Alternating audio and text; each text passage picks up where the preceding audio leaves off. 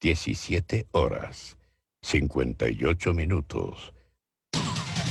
Radio Musicop presenta Noticias a la Hora. Lo que está pasando en Osorno, Chile y el mundo. A esta hora de la tarde revisamos las noticias. El dólar revirtió el retroceso de la mañana y se acerca a los 730 pesos en el mercado local.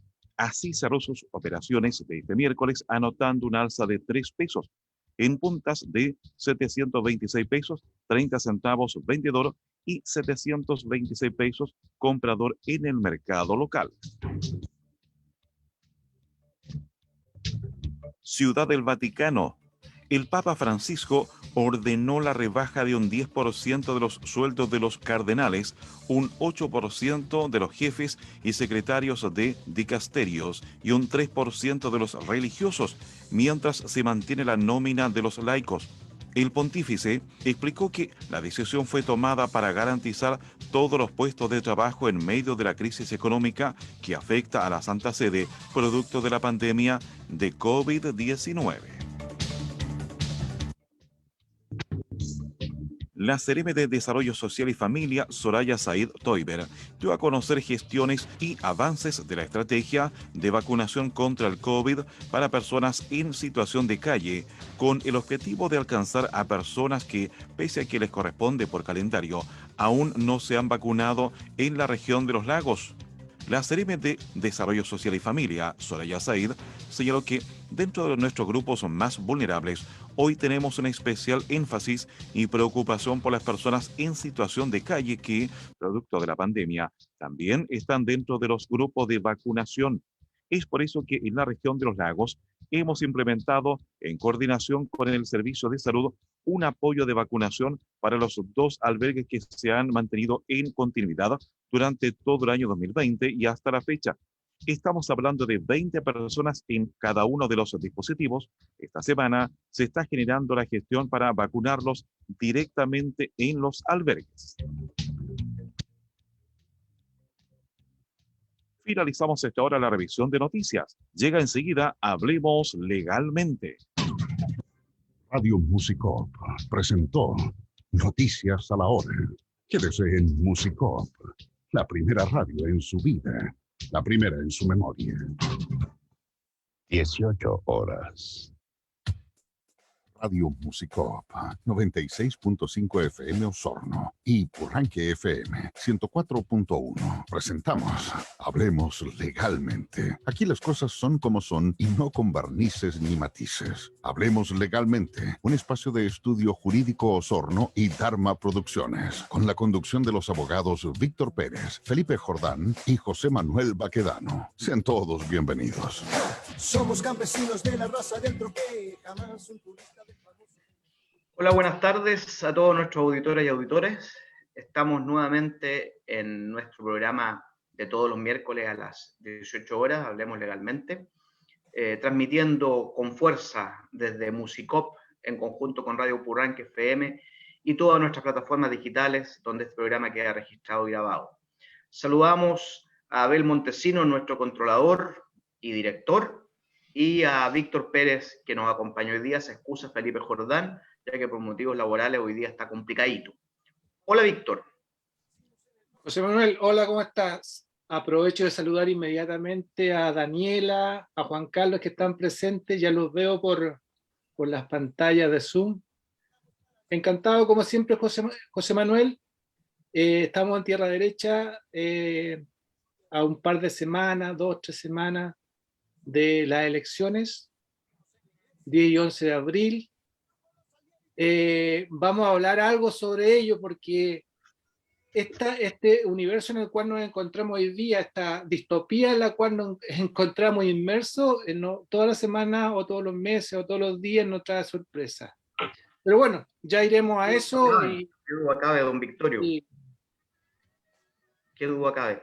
Oye, bueno, me decía Cristian Labra, nuestro sponsor ahí de Dharma Producciones, de que el programa hoy día iba a iniciar con un nuevo video.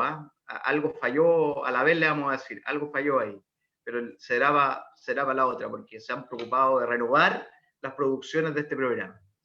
Bueno, ahora sí, vamos a saludar con mucho cariño a nuestros dos invitados, dos jóvenes profesionales que hoy día nos van a acompañar y que son desde luego, como ya Víctor lo dejó enunciado, candidatos a convencionales o constituyentes en la elección próxima.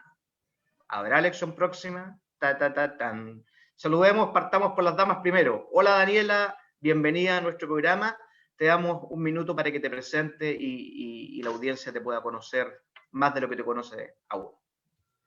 Hola a todos y a todas, a la comunidad osornina y a todas las personas que nos escuchan. Primero que nada, agradecerles por esta invitación. Mi nombre es Daniela Carbacho Díaz, yo soy profesora de Historia y Educación Ciudadana en la comuna de Esprecia y soy militante de Revolución Democrática, candidata a constituyente en la lista Apruebo Dignidad y YQ14.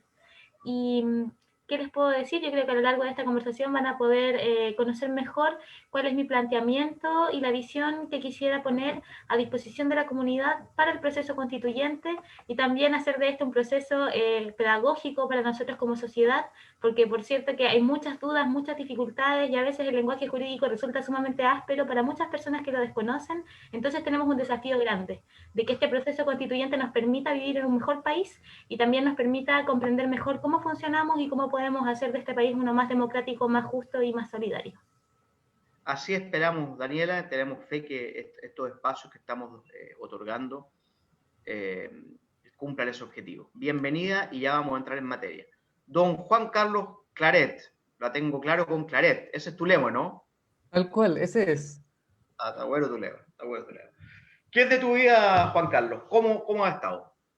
Bien, buenas tardes, Víctor, José Manuel, Daniela, gracias por la invitación y también por este grato momento para poder dialogar sobre temas que nos convocan a todas y a todos.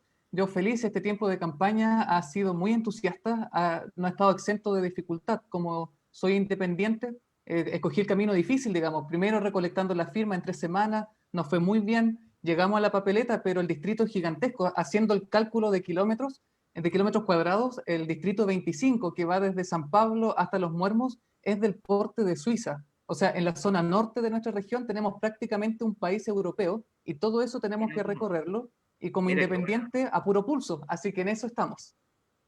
Eso es lo bravo y eso es lo que de alguna manera nosotros entendemos y privilegiamos. No es fácil. No es fácil, Juan Carlos. Mira, qué buena analogía con Suiza. Don Víctor, lo dejo a usted para introducir el primer tema. Sí, bueno, nosotros tenemos una pauta en cuanto a temas que son propiamente del contenido de la Constitución, de lo que se va a crear en el proceso constituyente y de los cuales ustedes van a hacer, digamos, van a proponer ideas y si son elegidos estos constituyentes, desde luego van a poder influir en que esas ideas queden plasmadas finalmente en el texto constitucional que todos esperamos que lleguemos a un buen puerto en ese aspecto. Pero hay algunos elementos que se van dando vuelta y, como decía anteriormente, vivimos en un mundo extraño con una pandemia que ya cumplió 1 año. De ese año, de esos últimos 12 meses, lo hemos pasado en cuarentena en Osorno 4 meses. Entonces es algo muy extraño y estamos en un proceso de vacunación que se ve auspicioso, pero aún así estamos justo en un proceso en una ola de la epidemia que es compleja. Entonces han aumentado los casos de COVID y también las personas que han fallecido. Se espera que esto se vaya revirtiendo en lo sucesivo, pero se nos van calzando los tiempos. Estamos a ¿cuánto? 3 semanas de las elecciones y todavía existe incertidumbre si se van a realizar las elecciones o no. Y creo que eso va a estar siendo resuelto en los próximos días. Daniela, Juan Carlos, partimos por Daniela. ¿Qué opinas al respecto? ¿Cómo lo ves? ¿Lo ves complejo? ¿Cuál es tu impresión al respecto? Porque es un tema que... Es un tema, desde luego. Yo creo que es complejo, Víctor, porque los números no mienten y el manejo de la pandemia hoy día no da, aunque metan a toda la gente a cuarentena. Veo difícil que en 2 semanas haya una reducción, un aplanamiento de la curva de contagio significativa que nos permita decir que vamos a estar en un contexto de normalidad. De hecho, estamos en un peor momento incluso que cuando esta pandemia comenzó. Y también creo que lo fundamental es que cualquiera sea la decisión que se tome, se garantice las condiciones para la mayor participación posible, resguardando la integridad del proceso. De todas maneras, no sé qué piensan ustedes, pero en general los procesos electorales del país son bastante limpios. Nuestro servicio, el CERVEL, es un servicio electoral muy serio, entonces creo que es muy importante no transmitir a las personas la idea de que si es que esto se suspendiera, en realidad estamos casi como en una situación bananera, o que la elección sea en 2 días significa que nos van a robar las urnas. Creo que en Chile tenemos un sistema electoral que es bastante serio. Lo que lamento mucho es que habiendo tenido tanto tiempo para tomar decisiones que pudiesen haber generado un plan de acción para estas elecciones que hubiese estado adecuado a la realidad que vivimos, el gobierno haya demorado tanto en tomar decisiones. Que, por ejemplo, no se haya aprobado el tema del voto anticipado o voto postal, que podría haber facilitado muchísimo este proceso para muchas personas.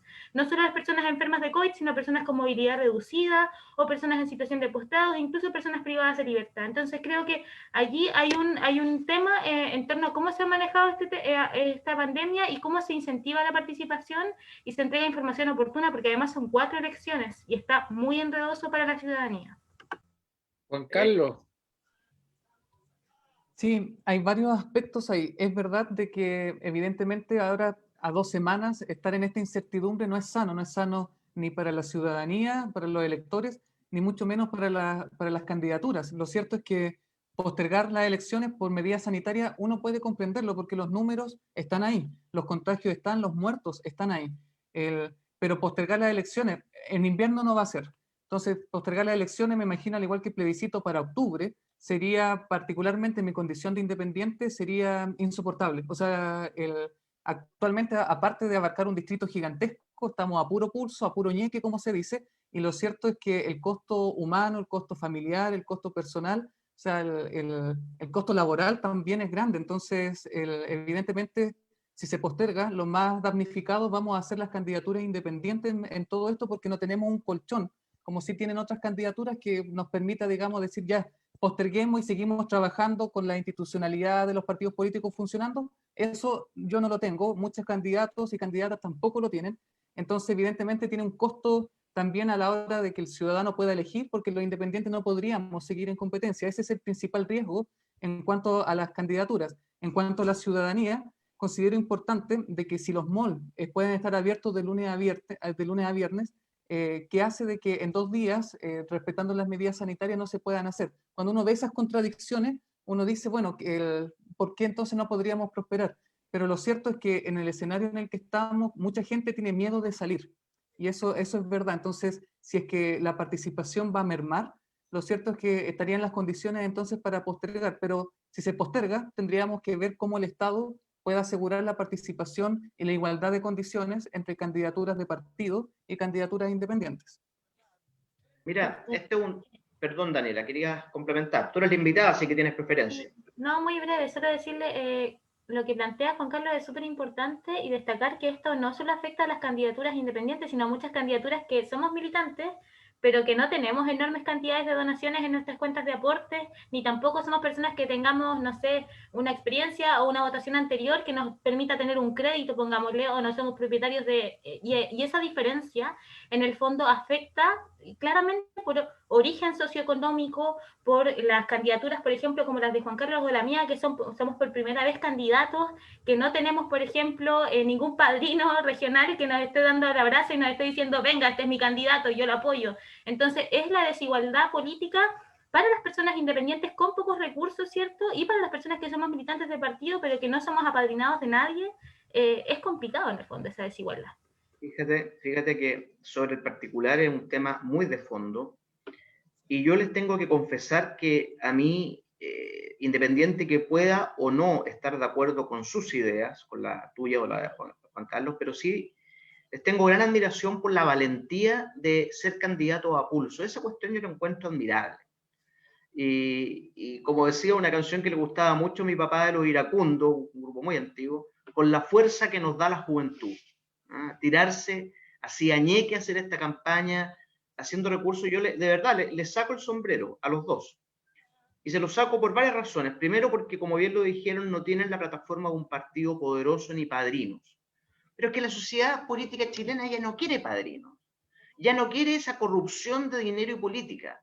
Ya quiere algo nuevo. Quiere vientos nuevos. Por eso es importante, y quiera Dios, para alguien católico cristiano como yo, quiera Dios que el viento les sea favorable en este viaje, para poder llevar adelante sin ningún inconveniente estas elecciones de forma transparente. Dicho esto, además quiero decir que sería una infracción, ya hablando como abogado constitucionalista, sería una infracción gravísima a la igualdad ante la ley, a la garantía del 19 número 2 del derecho a la igualdad ante la ley, ¿no es cierto?, que el gobierno tomara medidas como a estas alturas del partido posponer las elecciones, porque efectivamente se les está discriminando y se les está dando un trato desigual a todas las candidaturas que están en sus condiciones respecto a las más poderosas. Por lo tanto, efectivamente, creo yo, y el ejemplo que pone Juan Carlos en este sentido es muy bueno, si los malls se hablan de lunes a viernes, bueno, ¿de qué estamos hablando? Entonces, seamos consecuentes y sigamos con esta elección con las medidas sanitarias correspondientes. Yo creo que eso es lo que corresponde. No hacerlo sería una proliferación de recursos de protección de muchos afectados, y yo creo que con buen destino. Nino, siga usted entonces con la pauta, porque hoy día ando agresivo. Yo hoy día... Ando berraco hoy día. Ando berraco como Clarete. Yo ando distinto a ti, José Manuel. Yo ando con muchas dudas. Muchas dudas. Es que tú siempre dudas, ese es tu problema. Tú no eres como la fuerza que nos da la juventud, tú eres vacilón. Vacilón. No. Hay que pensar primero, hay que ver todas las alternativas primero. Juan Carlos, estuve viendo el otro día, esto es misceláneo, no, estuve viendo el otro día cómo quedaron los candidatos constituyentes. Entonces me llamó la atención porque yo estaba buscando independientes no neutrales y ya no aparece. Entonces yo tenía la idea de que tú eras me equivoco, a lo mejor la memoria me falló, que era independiente no neutrales por ese pacto, pero hoy día no aparece, aparece con otro nombre. ¿Qué pasó ahí? Lo que sucede es que varios independientes del colectivo, de independientes no neutrales, lograron, cosas que aquí por distintas razones ya las podemos profundizar, no se logró, que eran listas de unidad. Porque, expliquémosle a la ciudadanía, aquí no necesariamente el que tiene más votos va a resultar, sino que en primer lugar la lista de candidatos con más votos es el que resulta, ahí se distribuyen los escaños, digamos. Entonces, el sistema electoral para escoger a constituyentes, que es el mismo para escoger a los parlamentarios, es distinto a escoger al alcalde o al presidente de la República, es otro sistema electoral. Entonces, este sistema tiene una particularidad, y es que a mayor cantidad de listas, menores son las posibilidades que se tienen para salir escogidos.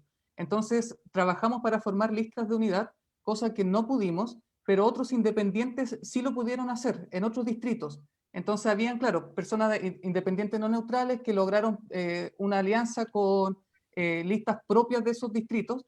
Entonces, pero claro, pedían entonces de que en el nombre no solamente apareciera independiente no neutral, sino que apareciera también el nombre de las listas, digamos, de la zona. Entonces, ante eso se generó una dispersión de nombres. Uno eran independientes sin padrino, otros eran independientes magallánicos, otros. Entonces, frente a esa dispersión de nombres de lista, decidimos que todos los demás vayamos con un nombre que nos identificara, que es Independientes por la Nueva Constitución, que es la lista ZT.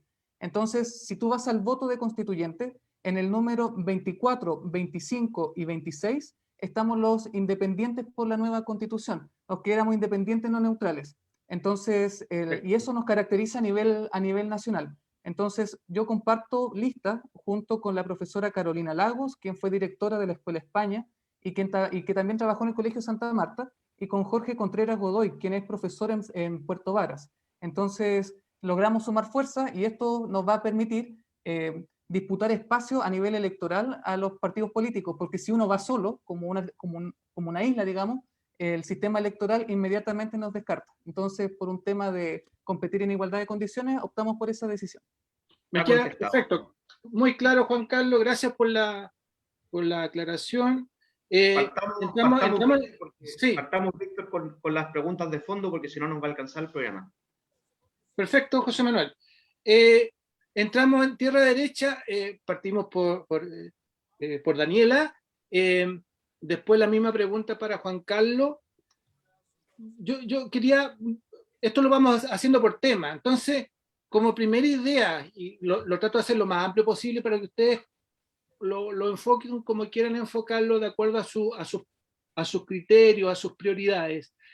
Yo me pregunto, y le hago la pregunta a ustedes, en el fondo es, ¿cómo una constitución, cómo el texto constitucional puede ayudar o puede contribuir al desarrollo y al crecimiento económico de un país?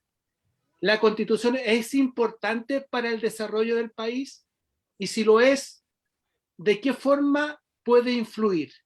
¿Qué normas debemos poner? ¿Qué derechos, qué garantías debemos poner en la Constitución para que la Constitución sea un pilar del desarrollo del país? Ahí las dejo bien abiertas, ustedes la toman como... Le paso la pelota, ustedes la toman como quieran. Daniela, por favor. A ver, Daniela, tú tenías ahí una duda. Ese tema estaba en la pauta que se les hizo llegar a ustedes. Lo que pasa es que está comprendido entre los derechos económicos, función del Estado, que independiente que vamos a incorporar el tema de las Fuerzas Armadas en un rato más. La pregunta de Víctor en el fondo va apuntada al aspecto social de la Constitución, quizás económico-social. No, José Manuel, económico. Va apuntado fundamentalmente a que considera importante el derecho a propiedad o no. Okay. Y si lo considera importante, ¿por qué o por qué no? La libertad económica, la función del Estado, qué rol debe tener el Estado dentro de la Constitución. Entonces son temas bastante amplios. Okay. Y ustedes lo abordan como quieran, por eso, ¿qué cosa le agrego a la Constitución? ¿Qué le quito a la Constitución? ¿Cómo le gustaría en función de ese objetivo de que el país tiene que desarrollarse económicamente? Porque hemos hablado mucho sobre la distribución de la riqueza, de la redistribución de la riqueza del país, pero hemos hablado muy poco sobre la generación de la riqueza. Para distribuir una torta, primero hay que hacer la torta. Eso es. Sí, mira, yo respecto a los derechos económicos y la función del Estado en esa materia, creo que nosotros primero debemos enfrentar un hecho. El mundo y el país enfrentan una crisis climática, y esa crisis climática no se puede negar. La sequía que se está viviendo tampoco se puede negar. Entonces creo que lo primero es que el Estado de Chile y la comunidad tiene que plantearse un desafío en materia económica que sea capaz de hacerse cargo de esa crisis ecológica, ambiental y climática. En ese sentido, yo creo que hace falta reformular el concepto de la función social de la propiedad. Y en este sentido, estoy muy explícita en que es posible que la propiedad privada exista, obviamente, eso no se puede negar, pero tiene que haber, o sea, hoy día no existe limitación, por ejemplo, en torno a lo ambiental o a la protección de derechos sociales. Y creo que lo que debemos hacer es mantener la propiedad privada como un derecho que existe, obviamente, pero plantearle ciertas limitantes que sean de común acuerdo porque son condiciones para la vida, como es la protección y defensa ambiental y la garantía de derechos sociales. Y en esto quisiera ser enfática también. Yo creo que ya pasamos los 70, ya pasamos los clivajes de la Guerra Fría y tenemos que plantearnos nuevos debates. Por ejemplo, asumir que la libertad de particulares para tener iniciativa privada, iniciativa empresarial, no es incompatible con que el Estado también tenga iniciativa económica. Por ejemplo, el Estado puede tener iniciativa en materia económica para fomentar la investigación, el desarrollo e industrias innovadoras.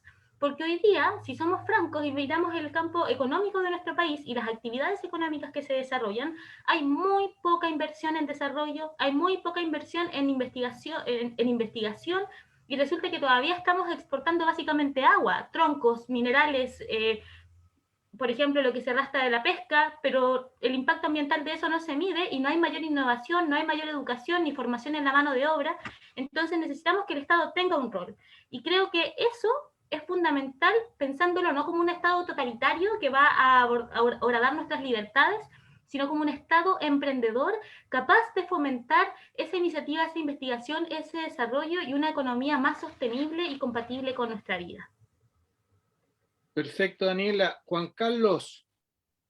Súper. Me envían por WhatsApp, por si acaso, de que parece que hay ecos en la transmisión, para quienes lo están siguiendo por Facebook.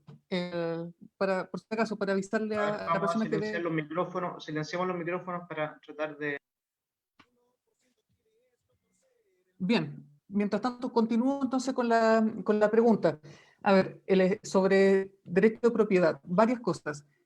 Apoyo el reconocimiento del derecho de propiedad, es un derecho humano, tiene que aparecer en la Constitución. No soy partidario de estatizar, digamos, todos los medios de producción o cosas por el estilo, como hay candidaturas acá en nuestro distrito que así lo plantean. Entonces yo frente a eso tengo un contrapunto. Yo digo, es importante que tengamos el derecho de propiedad. Evidentemente el derecho de propiedad no es absoluto, no lo puede... De hecho, actualmente existen limitaciones al derecho de propiedad en las zonas fronterizas, por ejemplo, uno no puede tener una parcela porque quiere, digamos, en zona fronteriza, tiene limitaciones. Entonces, hay razones por ejemplo, cuando hablamos de derechos de agua, que evidentemente una persona no puede ser propietaria de derecho de aprovechamiento de agua, digamos, en gran volumen, y que ponga en riesgo no solamente el mínimo vital, sino también el sistema ecológico y también el respeto a nuestros pueblos originarios. Pero también a propósito de la libertad de empresa, la libertad de emprendimiento, yo quiero referirme a algo que poco se habla también en estos debates, que generalmente centramos siempre en derecho social y no vemos cómo esto se puede traducir en la práctica, en las puertas que he tocado, presentándome y conversando con vecinas y vecinos. Lo cierto es que hay un gran riesgo, y el riesgo es que, por más que tengamos una constitución bien intencionada, no se traduzca, no aterrice en lo cotidiano de los ciudadanos.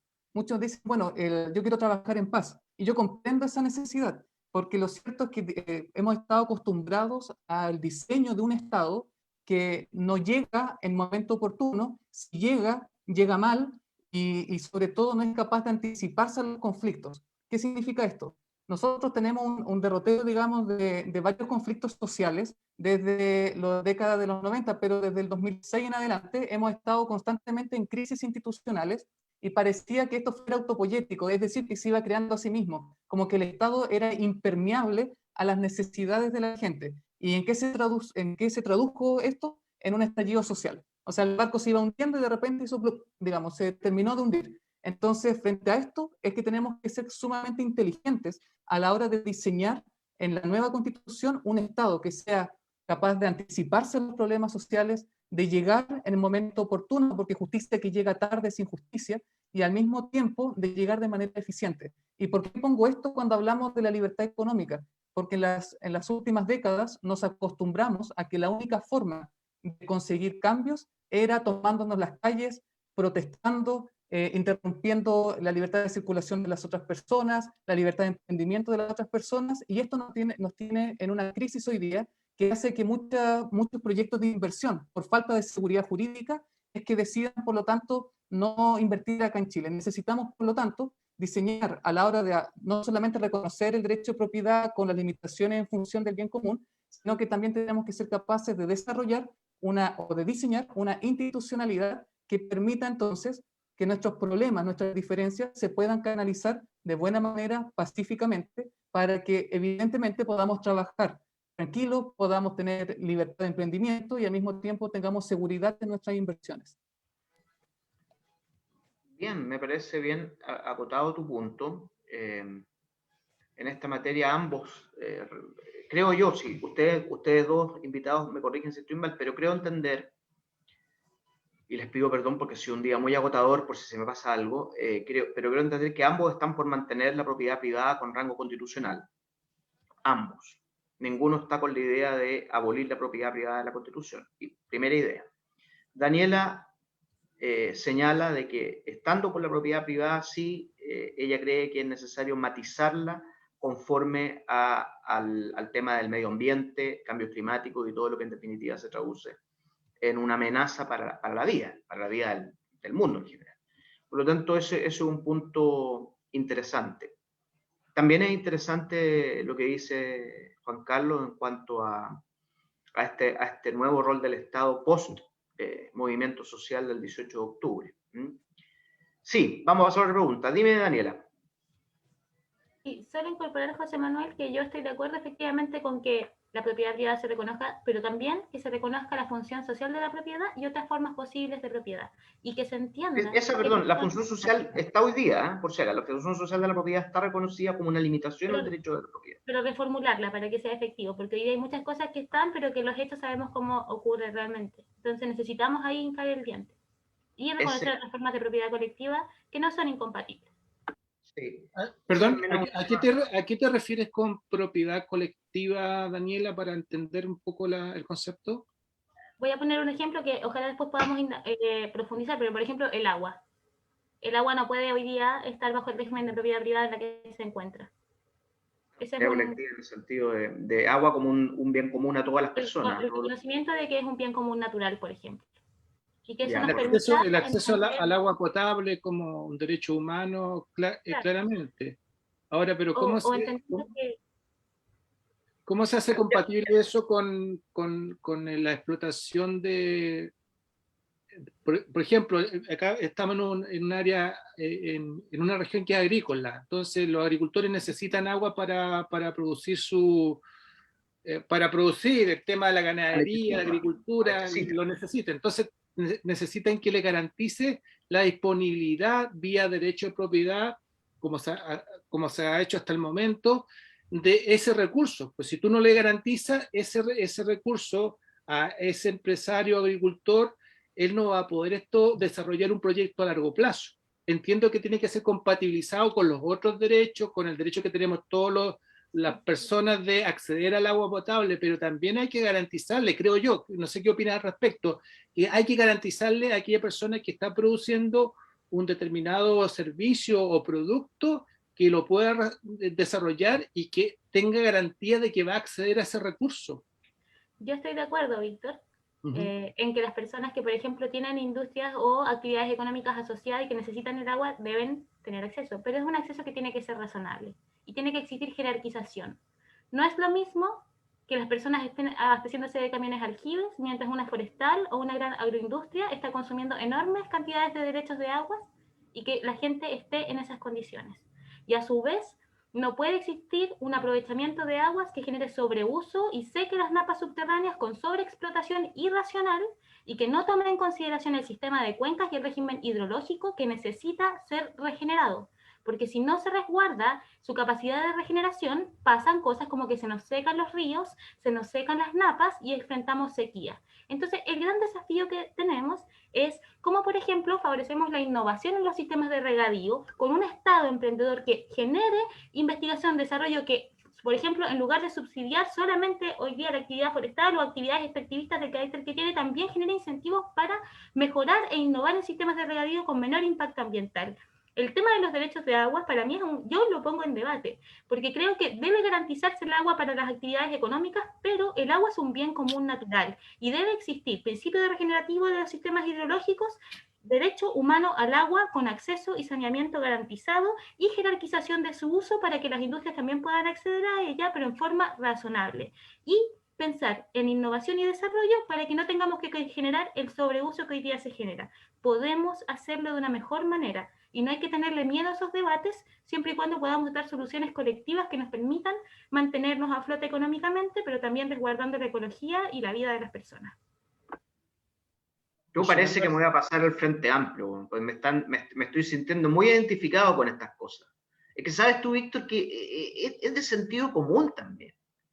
Si este tema del agua como un derecho humano es una cosa muy seria. Lástima que me pasaría al Frente Amplio, pero me distancian también muchas cosas, como el tema que voy a introducir a continuación. Vamos a hablar, chiquillos, de las Fuerzas Armadas y de orden. Vamos a hablar del Ejército, la Armada, la Fuerza Aérea y Carabineros e Investigaciones. Las tres primeras son Fuerzas Armadas, las dos últimas, Carabineros e Investigaciones, son Fuerzas de Orden y Seguridad Pública. Y vamos a preguntarlo así. Estuve invitado por uno de los panelistas, por uno de los invitados, aquí se revierten las cosas. El señor Claret me invitó a participar de un conversatorio sobre Fuerzas Armadas de Orden y me puso nada menos que con doña Alejandra Matus. Fue una experiencia muy rica, muy interesante. Bueno, y pude percibir ahí en ese debate tan berraco, tan bravo que tuvimos con Alejandra, señor Baquedano me decía, señor Baquedano. Bueno, pude percibir que hay demasiado mito en esto y hay mucho tema visceral. Esa es la palabra. Cuando uno habla de las Fuerzas Armadas y de orden, más allá de la razón pura, de la crítica de la razón pura, como decía un importante autor, más allá de la razón está las vísceras, está el corazón. Por eso es tan difícil tratar este tema en forma pacífica. Porque el diagnóstico es inherente. Hablamos de Fuerzas Armadas, a muchos se les puede venir a la cabeza, por ejemplo, el triste espectáculo que afectó a mi tatarabuelo, el general Baquedano, en la Plaza Italia en Santiago, con todas las manifestaciones que hubo, con todo el daño que se hizo, no solo a la estatua, sino que a lo que eso representaba, y que motivó un comentario del comandante en jefe del ejército en orden a tratar de antichilenos a quienes promovieron esos desórdenes, creando toda una polémica al respecto, de alta autoridad de la nación, de la república, ¿no es cierto? Por lo tanto, el tema no es pacífico. Como el tema es amplio, pero es un tema álgido, y que muchos dicen, no lo vamos a tocar, no te metáis en la pata a los caballos, esto es un tema espinudo, aquí alguien me va a golpear. No, esto es un tema que lo vamos a tocar porque estamos con dos jóvenes poderosos y fuertes, que yo sé que no tienen miedo. ¿Quién quiere partir? Que levante el dedo. Rápido, si no voy a designar yo. Don Juan Carlos Claret. Bueno, La palabra es comienzo suya. yo. Bueno, en las Fuerzas Armadas de Orden y Seguridad deben ser un tema constitucional toda vez que ya es un tema constitucional. El capítulo 11 de la actual Constitución, artículos 101 a 106, dedica, digamos, espacio a una regulación somera sobre las Fuerzas Armadas y de Orden. Yo soy de la idea de seguir reconociendo la existencia de las Fuerzas Armadas. También me ha tocado hacer frente a candidaturas acá en el distrito que proponen ni siquiera la reforma o reestructuración de Carabineros o Fuerzas Armadas, sino que la disolución que Carabineros de y Fuerzas Investigaciones no son Fuerzas Armadas, dejemos eso en claro a la audiencia. Dejamos que son fuerzas de orden y seguridad, pero están tratados, digamos, en el capítulo, digamos. Entonces, por eso no se habla solamente de la reestructuración o reformulación, digamos, por ejemplo, de Carabineros, sino que incluso ahora estamos haciendo frente a candidaturas que proponen la disolución de las Fuerzas Armadas. Y frente a esas candidaturas yo creo que es importante preguntarnos, bueno, ¿por qué tenemos que regular las Fuerzas Armadas? Y lo cierto es que lo que hace probable la existencia a nivel constitucional y legal de las Fuerzas Armadas es evitar de que la justicia, digamos, por propia mano, ocurra. Lo que hace tener un cuerpo profesional, especializado para solamente tener el dominio de la fuerza, hace que como ciudadanos tengamos que prescindir de armarnos, como ocurre en Estados Unidos. Es decir, que aquí los ciudadanos nos empecemos a armar. Que aquí los ciudadanos nos empecemos a armar, creo yo, significa al mismo tiempo un fracaso del propósito del Estado. La política nace para evitar la muerte de los ciudadanos y por lo mismo están las instituciones para regular que la muerte de los ciudadanos no ocurra. Si está ocurriendo, significa que como institucionalidad estamos fracasando, la política está fracasando. Entonces es importante profundizar en la existencia de las Fuerzas Armadas, en la existencia de las Fuerzas de Orden y Seguridad Pública, porque hay mucho en juego ahí. No soy de la idea de disolver las Fuerzas Armadas, soy partidario de profundizar, de ahondar todavía aún más la perspectiva de los derechos humanos, porque eso es precisamente el meollo del descrédito, la deslegitimidad que socialmente hoy día se escucha sobre las Fuerzas Armadas. Cuando las Fuerzas Armadas caen en deslegitimidad social, estamos en un serio problema, porque precisamente los ciudadanos ya empiezan a cuestionar, bueno, ¿por qué el Estado tiene que tener las armas y por qué no lo tengo yo? Entonces vemos en ese sentido que si no intervenimos de manera eficiente y de manera democrática, lo cierto es que podemos seguir en una espiral que puede ser peligroso, cuyas consecuencias no conocemos. Entonces es importante en toda esta discusión evitar populismos, evitar, digamos, porque sé que es impopular decirlo, que no es el tema que a uno le va a sumar votos, incluso yo creo que por lo que estoy diciendo me puede hasta restar votos, pero es importante que la ciudadanía sepa desde antes que a la hora de discutir en la Convención Constituyente el tema de las Fuerzas Armadas, yo voy a partir en primer lugar reconociendo su existencia, voy a seguir, digamos, con la lógica de ser subordinados y no deliberantes, y precisamente porque son subordinados al poder civil, me gustaría profundizar aún más a nivel constitucional qué se entiende por esto, es que también considero importante algo que poco se habla en esta discusión, Víctor, y José Manuel, que es precisamente la responsabilidad que le incumbe a los civiles. Porque, por ejemplo, la declaración de antichilenos que tú pusiste sobre la mesa, yo me pregunto, bueno, ¿qué autoridad ministerial, Ministerio de Defensa en este caso, dio el visto bueno para que la declaración de antichilenos saliera a la luz pública? Detrás de los protocolos que han fracasado en tiempos de estallido social, está la firma, digamos, de un civil. Entonces, cuando hablamos de que son subordinados y no deliberantes, no basta simplemente con perseguir la responsabilidad individual de aquella persona que no cumplió, sino que también hay que hacer valer la responsabilidad del civil que le dio el vamos a protocolos mal diseñados, a declaraciones que tal vez después suman a la deslegitimidad social que tienen. Entonces es importante también ahí no solamente poner el dedo en la llaga en cuanto a los uniformados, sino también ver el poder civil que está dando visto bueno a todo esto. El ministro de Defensa, que es el jefe directo. Tal cual. Oye, bien, o sea, tú estás por mantener el estatus constitucional de las Fuerzas Armadas y de Orden por las razones que tú señalas, con reforzando, digamos, el control civil. Sí. Ya, ok. Daniela. Sí. Mira, yo creo que es bastante lógico que las Fuerzas Armadas y de Seguridad y de Orden deben estar en un rango constitucional porque son fundamentales, son organismos del Estado, no pueden tratarse como una ley ordinaria. Eso es fundamental y creo que cualquier debate que sea serio al respecto debe partir desde esa base. Ahora bien, creo que es muy importante, por ejemplo, que hoy día la Constitución Política del 80 reconoce el carácter que es un órgano no deliberante y sujeto al poder civil, pero todos sabemos que hay cosas que no tienen que ver solo con lo que se escribe en la ley, sino que hay culturas institucionales y que son de larga data y no son solamente del Ejército de Chile o de las Fuerzas Armadas del país, sino también son propias de Latinoamérica. Ya yo como profesora de historia y una persona que me he metido en el tema, los conflictos que han existido entre el poder civil y el poder militar en nuestra región han sido permanentes y no son solamente del 80, han venido siempre. Y tienen que ver también con el carácter hiperpresidencialista y autoritario de nuestra región. Entonces, allí, por ejemplo, creo que es muy importante que las Fuerzas Armadas y las policías se reconozcan, obviamente, como obedientes, no deliberantes, subordinadas al poder civil, pero hay que explicitar que el mando supremo de las Fuerzas Armadas es el jefe de gobierno, ¿cierto? Y tanto en situaciones de paz como en situaciones de crisis. Y eso es fundamental.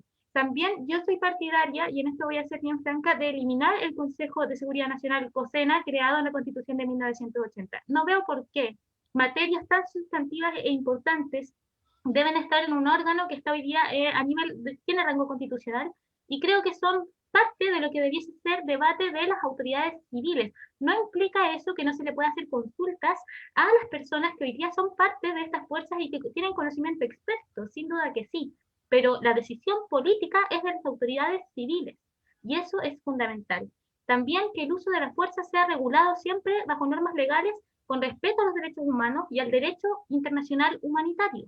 Y eso no es solo escribirlo, es formación, es una cultura social, institucional y de todos como sociedad, ¿ok? Porque procesos como los que se vivieron entre el 73 y el 89, una dictadura, no son cosas que no dejen huella, dejan huella, una profunda huella social. Y también que sean dependientes de la fiscalización de un organismo civil determinado y de forma activa. Eso es importante, creo que además, yo creo que no tenemos por qué pensar que, por ejemplo, a las Fuerzas Armadas o a las Fuerzas de Orden hay que quitarles beneficios sociales o empeorarles sus pensiones o que no puedan tener ciertos beneficios en materia de vivienda o cosas así. Creo que lo que debiésemos pensar como país es cómo emparejamos la cancha para arriba. Porque finalmente son personas que cumplen una función social también, pero tiene que ser una función democrática, y no en el sentido de que van a estar en la asamblea decidiendo con todos qué es lo que van a hacer, sino en el sentido de que dejen de existir ciertas formas de privilegio, casi como de familia militar, que en el fondo implica que ciertas personas que entran a las Fuerzas Armadas van a quedarse siempre en un cierto lugar y otros van a tener una carrera hacia arriba porque vienen de un linaje, de una familia que se los va a dar. Eso es muy importante, y creo que eso nos va a servir también como sociedad para avanzar y dejar, y bueno, sobre Carabineros sí, quisiera decir, yo sí soy partidaria de pensar en la refundación de la policía porque creo, y no hablo de disolución porque creo que es un lenguaje bastante como... no sé, a veces siento que la gente usa palabras para ser más grandilocuente, pero es muy poco seria respecto a lo que significa. Refundar una policía o pensar una nueva policía es una reforma de largo plazo. No es una cosa de la noche a la mañana. No es cosa de quedarte sin alguien que cumpla el rol de otorgar orden y seguridad. Pero sí hay que pensarlo en el sentido de que hay cosas que cambiar. hay cosas que cambian en la cultura institucional, en la formación, en las formas como se generan ascensos dentro de la institución, en las materias de corrupción que hoy día se ven y que creo que son cuestiones que tenemos que atacar ahora en este proceso y no hay que tenerle miedo. Oye, chuta, yo les debo decir que he quedado gratamente sorprendido con vuestras respuestas. Yo no sé, cuando tú dices, Juan Carlos Claret, cuando tú dices de que hay corrientes que están por abolirlas, disculpa mi ignorancia en esta materia, ¿qué corrientes están por abolirlas? ¿Qué sectores? Lo digo con mucha responsabilidad porque fue tema de discusión y Te por lo eso digo porque también no lo no sé, pudimos llegar a lista de... no lo sé. Sí, eso lo digo con mucha responsabilidad porque sé que en tiempo electoral va a sonar, me van a decir le estoy atacando, pero fue uno de los puntos por los que no conseguimos lista de unidad, precisamente como independientes. Por ejemplo, la lista del pueblo llegó con ese discurso de que no podíamos hacer una lista de unidad si es que no estábamos de acuerdo en la disolución de todas las Fuerzas Armadas o la estatización de los medios de producción, digamos, la propiedad privada. Entonces, ahí, digamos, tuvimos varios encontrones que nos impidieron, en virtud de estos aspectos, formar una lista de unidad. Haciéndome cargo de tu pregunta, José Manuel, No, te agradezco la información y te voy a decir por qué, porque aquí lo voy a pedir a mi amigo Víctor que me dé unos minutitos, porque este tema para mí no es indiferente. Yo debo decir a título personal que quiero mucho las Fuerzas Armadas, y las quiero de corazón. Yo vengo de sangre militar hasta el antepasado, el general Baquedano, que entró a Lima y extendió el territorio nacional en bastantes kilómetros, pero no en materia de este conflicto, de este debate. Por lo tanto, me gusta recobrar, ustedes saben, y sin lugar a dudas Daniela lo sabe porque ella es profesora de historia, de que el principio constitucional de que el poder militar está supeditado al poder civil es uno de los principios de nuestra democracia más sólida y más larga y representativa. O sea, este principio, esta obediencia al poder civil que ha sido histórica, y con orgullo digo que mi antepasado la cumplió a cabalidad, siempre estuvo supeditado al poder civil. En la Guerra del Pacífico estuvo supeditado al ministro de Guerra en campaña, Rafael Sotomayor. Luego, en la Revolución del 91, cuando le entregan el poder, tras la abdicación de Balmaceda, mantiene el poder por 3 días únicamente para estabilizar Santiago y lo entrega nuevamente a la autoridad civil. Por lo tanto, esa es la doctrina correcta. Excepcionalmente, por motivos que todos conocemos, en determinados hitos históricos de nuestra república, el poder militar se ha erigido en un poder de facto. Y bueno, ya han ocurrido todas las cosas que la historia sabe, y cuando dije al principio de mi exposición de que cuando uno trata Fuerzas Armadas es visceral, es porque aquí el corazón, el sentimiento está dividido. Se dividió de una manera bastante terrible, y esto no es ningún misterio para nadie. Tuvimos un comandante en jefe del ejército, el general Cheire, que hizo públicamente el nunca más, reconociendo que hubo violaciones de derechos humanos, pidiendo perdón, y las Fuerzas Armadas han dado, digamos, en la medida de lo posible, han contribuido. Algunos dirán que hay pactos de silencio que hasta el día de hoy perduran, algunos dirán que hay un blindaje, en fin. Pero bueno, el tema central es que se ha dado un reconocimiento, y lo que yo quiero rescatar, ya para no extenderme más, es decir que las Fuerzas Armadas son de todos los chilenos. No son patrimonio de ningún grupo poderoso ni privilegiado, son de todos los chilenos. Desde el obrero, del campesino, desde el emprendedor, desde el empresario, del profesional, de la señora Juanita, de todos los chilenos. Por lo tanto, todos los chilenos tenemos que cuidarlas, tenemos que protegerlas, también tenemos que... y legitimarlas. Es la única manera de salir adelante. En todo caso, digo que me sorprendieron gratamente sus apreciaciones de ambos sobre esta materia, porque habla de que hay una madurez cívica notable, a mi gusto notable. No sé si, Víctor, ¿quieres acotar algo más para pasar al otro tema?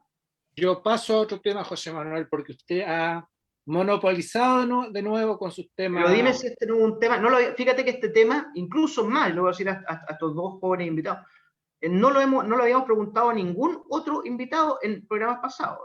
Así que no es menor. Ya, Víctor, paso a otro tema, no más, Víctor. Pero yo creo que Juan Carlos y Daniela han dado muestras de conocimiento. Víctor, pero no hicimos ni propaganda hoy día. Ni propaganda. Nos van a retar. Bueno, no vamos a hacer propaganda. Este programa se transmite por Drama Producciones y Centro Jurídico Osorno. Su centro jurídico. Listo, ahora sí, sigue.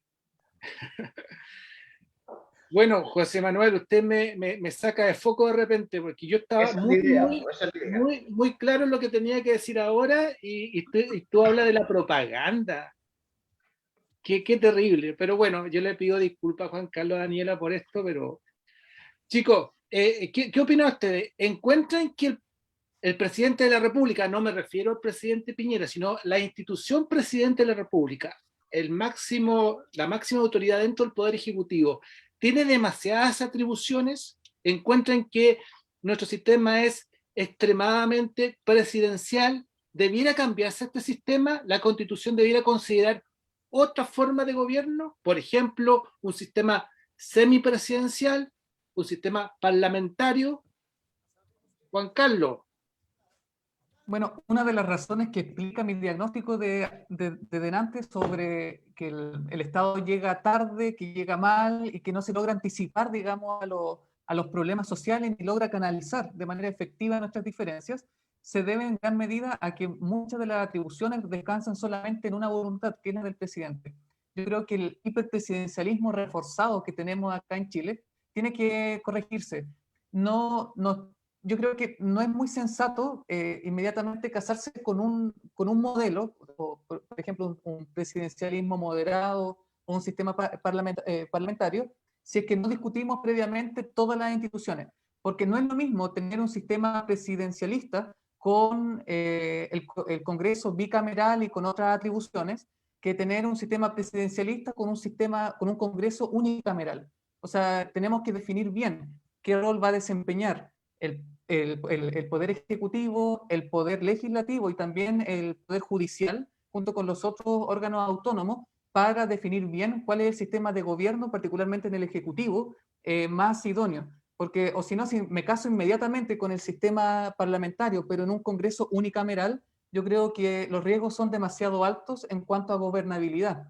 Es cosa de ver, por ejemplo, lo que ocurre en España. En España pasaban 3, 4 meses sin un gobierno, con todo lo demás estancado, mientras los parlamentarios se ponen de acuerdo. Entonces yo creo que ahí es importante definir bien, a la hora de casarse con un modelo de gobierno en el Ejecutivo, definir bien, bueno, cuáles son las atribuciones de los otros poderes del Estado, porque o si no, digamos, si lo hacemos de manera aislada y no como un todo orgánico, corremos los riesgos de que hayan incoherencias entre, digamos, el gobierno. Entonces yo creo que ahí es importante casarnos con una idea que hay que corregir el hiperpresidencialismo, pero hacia dónde avanzar es importante que la discusión se haga con calma y viendo todas las posibilidades.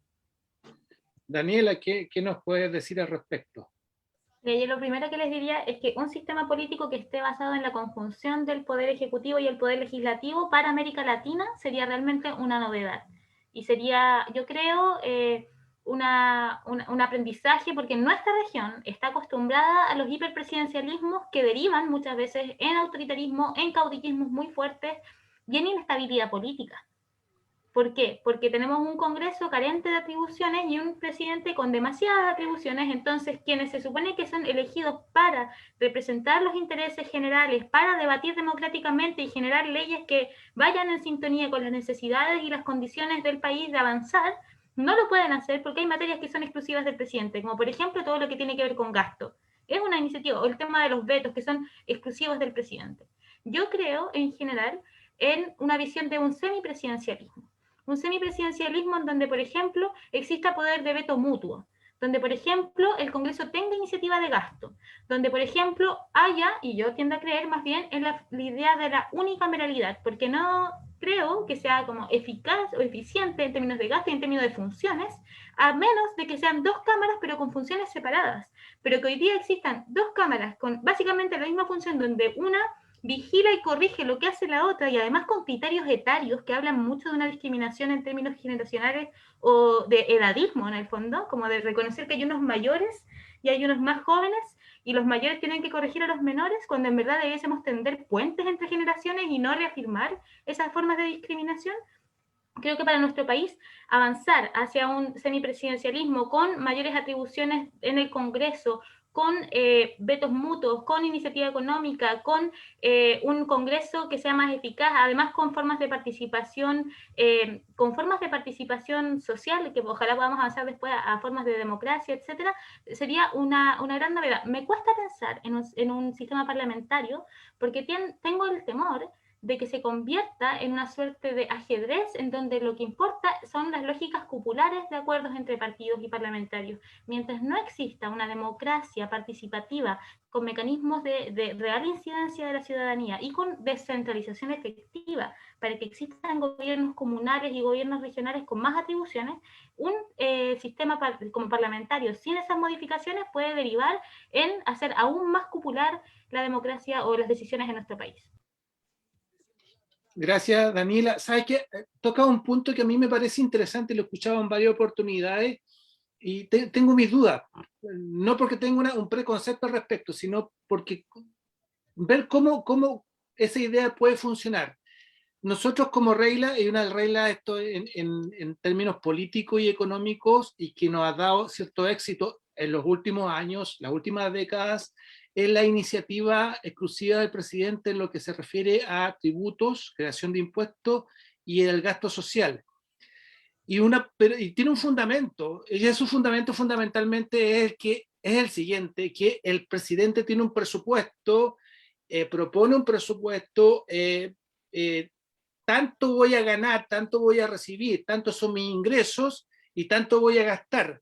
Entonces, esa iniciativa yo creo que puede ser un riesgo, que cualquier parlamentario tenga la iniciativa al respecto, nos puede llevar a tener un presupuesto totalmente desequilibrado. Es decir, tengo 100 de gasto, 100 de ingreso. ¿Y qué hago para financiar todo esto? Porque el que propone un gasto no está pensando en cómo lo va a financiar.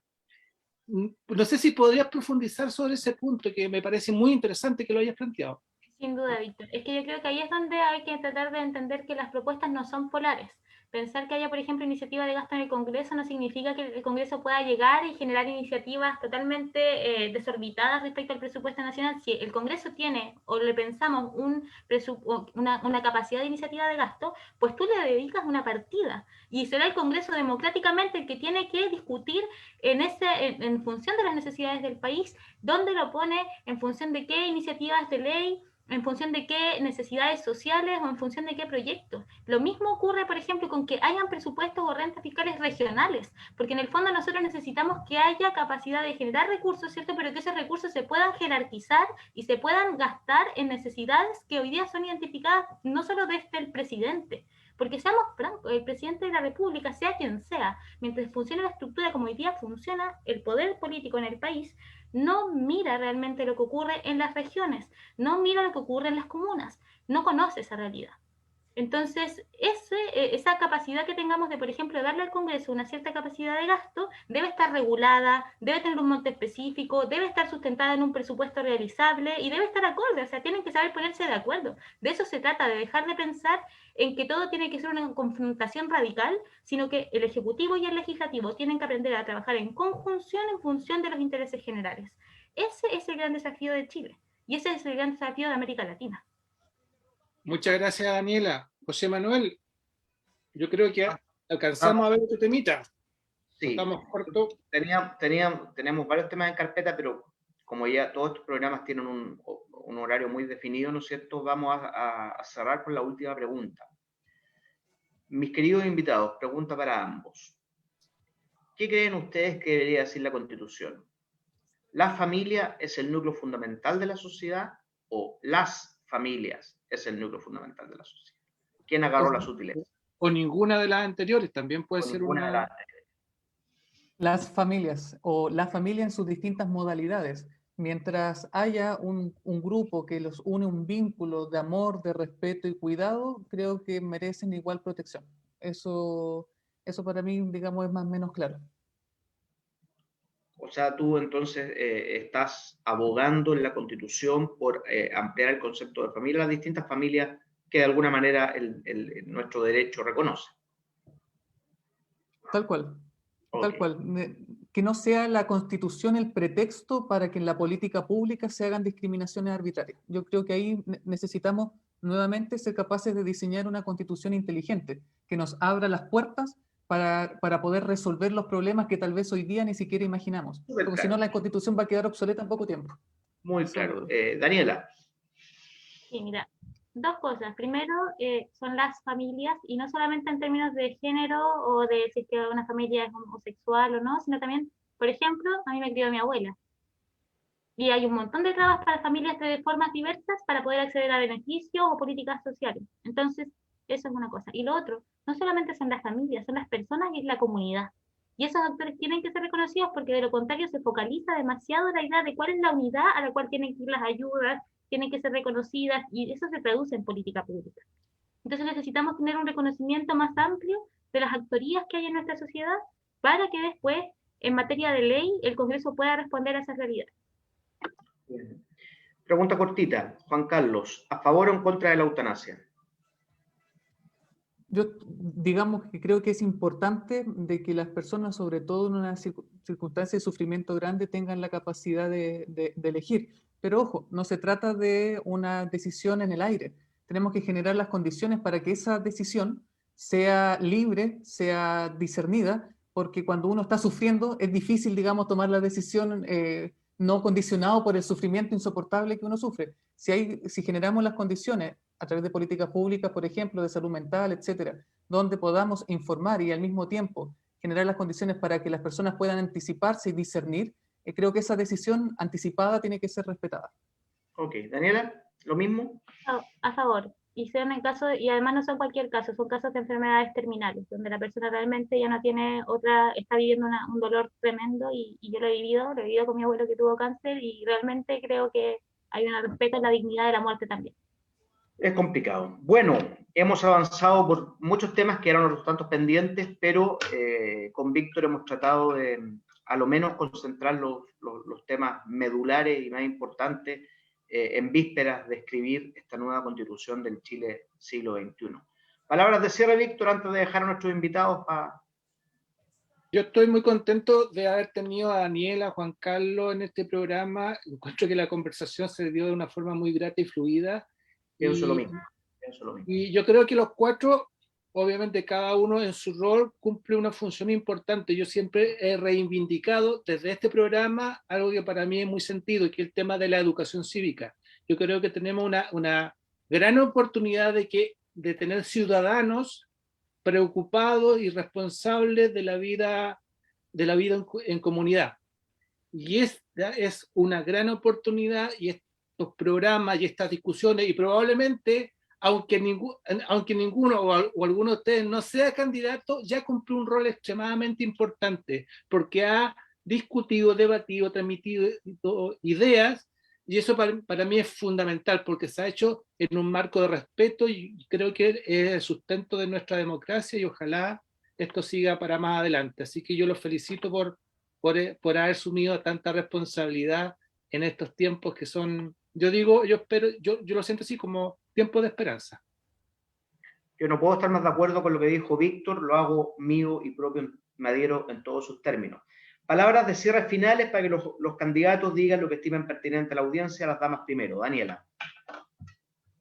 Y yo primero agradecerles. Tenía un poco de miedo de este programa porque decía, chuta, voy a estar con puros abogados, como que puede que me vaya mal, pero me traté de estudiar harto y porque uno se está presentando para una gran responsabilidad. Entonces también hay que estar preparado y hay que estar escuchando a las personas que quizás saben más y nos pueden ayudar. También decirle a las personas que confíen en este proceso, que pongamos nuestra esperanza por delante y no creamos que las cosas no van a cambiar. Hay cosas que pueden cambiar y que son consensos transversales, que tú seas de izquierda, de derecha o de centro, sabemos que las pensiones, la salud, la educación, la vivienda, el tema ambiental son temas urgentes en los que tenemos que trabajar. Entonces tenemos que saber avanzar hacia allá. No hay que quedarse en un país de injusticia que queremos dejar atrás, sino avanzar y pensar en un futuro y una constitución que nos permita habitar en este territorio en paz, porque nosotros estamos dándole una salida democrática a una crisis social y política de envergadura, que en otros países de Latinoamérica terminan en guerra civil. Y hoy día tenemos una oportunidad profundamente histórica de que tengamos la primera constitución escrita en forma democrática, con participación, con paridad, y ojalá ustedes me permitan estar allí, y si es que eso lo realizan, yo me comprometo a garantizar vías de canales de participación, y agradecerle también a Juan Carlos por haber hecho el inicio de este espacio, A usted, Daniela Carbacho Díaz, YQ14, apruebo dignidad. Muchas gracias, Daniela. Muy bien. Juan Carlos. Lo que los vecinos, las vecinas han escuchado y compartido hoy día, gracias a José Manuel y a Víctor y a Daniela, es también un anticipo de lo que tendría que ser la Convención Constituyente. Personas que pensamos distintos, que vemos desde distintos ángulos los diferentes problemas, y sin embargo podemos llegar a acuerdos, podemos comprendernos, no tener un diálogo de sordos o monólogos paralelos que nunca se encuentran, sino comprender qué es lo valioso en cada una de las posturas. Creo que el ejercicio que hemos hecho hoy día es un sano ejercicio y tendría que ser una anticipación de lo que tenemos que llegar a hacer. Y es precisamente por esto que asumí el desafío, yendo por el camino difícil de ser independiente, como es mi identidad, ser candidato a la Convención Constituyente, porque precisamente lo que me ha caracterizado desde muy joven es tender puentes entre realidades en conflicto y siempre construir, desde el templo parroquial de la parroquia Santa Rosa de Lima, ahí en Centeno, antes de llegar a Ercilla, hasta espacios inmateriales como el Grupo de Ayuda Mutua para Víctimas de Abuso Sexual.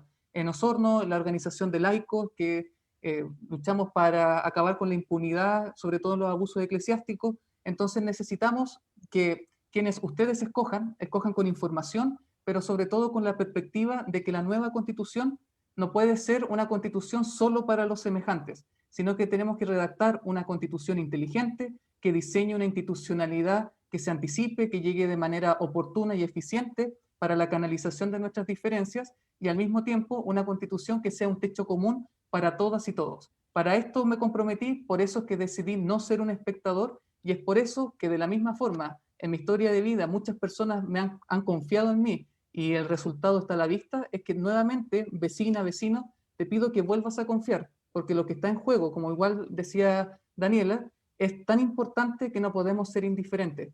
Por eso infórmate, participa, involúcrate. Somos el Distrito 25, así que si eres de acá, del Distrito 25, vota 25, Claret Constituyente. Si la tienes clara, la tienes Claret. Muy bien, muy bien. Bueno, un abrazo muy fraterno, muy cariñoso a ustedes dos. Mucho éxito. A mi querido amigo Víctor, nos veremos el próximo miércoles, si Dios quiere, en Hablemos Legalmente. Y ahora sí, Abel, encendamos los motores de despedida. Buenas tardes y nos vemos el próximo miércoles. Soy José Manuel Baquedano. Muchas gracias. Radio Musicop 96.5 FM Osorno y Purranque FM 104.1. Hemos presentado Hablemos Legalmente. Aquí las cosas son como son y no con barnices ni matices. Hablemos Legalmente, espacio de conversación y análisis desde el punto de vista jurídico, con la conducción de los abogados Víctor Pérez, Felipe Jordán y José Manuel Baquedano. Será hasta el próximo miércoles a las 18 horas. Recuerda que puedes contactarnos en la página web del Centro Jurídico Osorno, www.cjo.cl. Hablemos Legalmente, es otro espacio Dharma Producciones. Somos campesinos de la raza del troquel, jamás un turista famoso de Motril. Chao, Juan Carlos, que estés bien. 19 Daniela, horas. un gusto. 5 minutos.